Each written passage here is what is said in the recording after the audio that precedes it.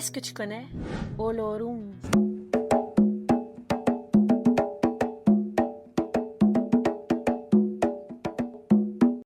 Aujourd'hui, je vais te partager l'histoire du créateur de l'univers. Olorum, ou aussi Olodumare ou Olofin, c'est celui qui est le créateur de toutes choses. Le sens profond de Olorum, c'est « Je suis celui qui est ». Il désigne l'être dans sa manifestation la plus profonde et la plus puissante. Il est le pourquoi nous sommes là. C'est lui qui contrôle le destin.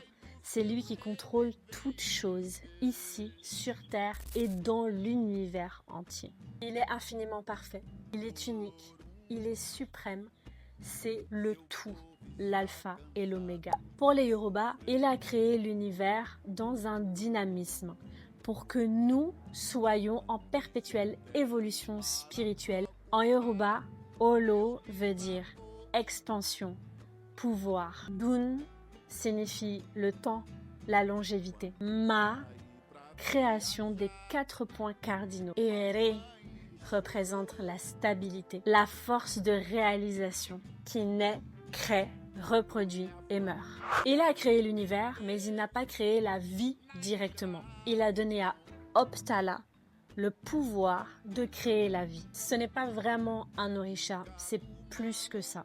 On ne le représente pas, on ne l'incarne pas, on ne le danse pas, on ne l'incorpore pas. Ça reste une figure mystique et lointaine.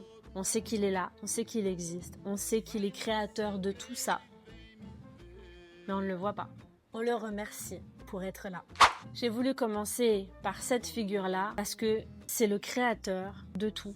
Et donc le créateur de tous les autres orishas dont je vais vous parler dans les prochaines vidéos. J'espère que ça t'a plu. N'hésite pas à enregistrer pour t'en rappeler, commenter. Je te dis à la prochaine vidéo. Cœur sur toi, Valéo.